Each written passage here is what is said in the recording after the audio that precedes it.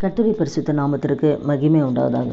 இன்றைய வசனம் நீதிமொழிகள் 23வது அதிகாரத்தில் கூட 17, 18 பார்க்கும்பொழுது, நீ நாடோறும் கர்த்தரை பற்றும் பயத்தோடு இரு, நிச்சயமாக முடிவு உண்டு, உன் நம்பிக்கை வீண் போகாது.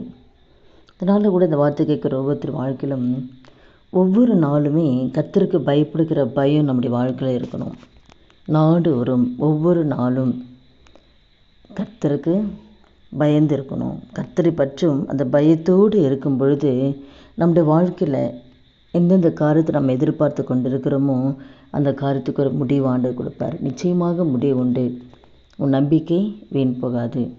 நீ எந்த காரியத்தை குறித்து எதிர்பார்த்து கொண்டு இருக்கிறையோ அந்த காரியத்தை கர்த்தர் முடித்து கொடுப்பார். உன் பிரச்சனைக்கு ஒரு முடிவு உண்டு, கடனுக்கு ஒரு முடிவு உண்டு, வேலையில் அற்புதத்தை செய்வதற்கு ஒரு முடிவு உண்டு. அப்போ எதிர்பார்க்கிற நன்மைகளுக்கு ஒரு முடிவு உண்டு. எல்லாத்துக்குமே கர்த்தர் அவர் முடிவு ஆண்டு வச்சுருக்காரு.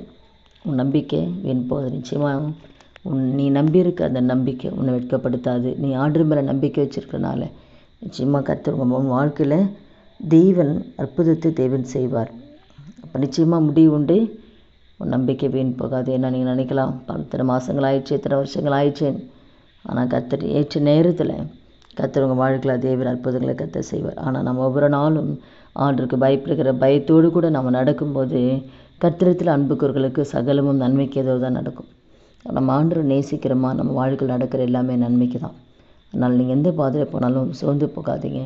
ஒன்றே ஆண்டவருக்கு பயப்படுகிற பயம் மாத்திரம் நமக்கு இருந்துச்சுன்னா நிச்சயமாக நம்முடைய வாழ்க்கையில் இருக்கிற பிரச்சனைகளுக்கும் போராட்டங்களுக்கும் வேதனைகளுக்கும் கர்த்தர் முடிவு கர்த்தர் கொடுப்பார். நம்ம வாழ்க்கையில் நம்ம எதிர்க்கிற நம்பிக்கை வீண் போகாது. அற்புதத்தை செய்து நம்மளை சாட்சியாக நிறுத்துவார். ஜெபிக்கலாமா?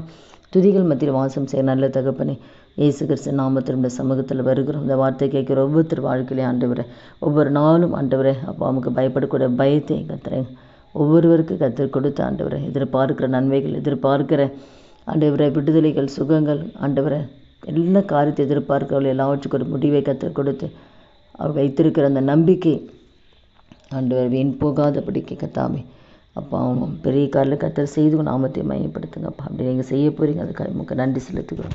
இயேசு கிறிஸ்து நாமத்தில் ஜெபிக்கிறோம் நல்ல பிதாவே, ஆமேன். கர்த்தர் நாமம் மகிமைப்படுகிறார்.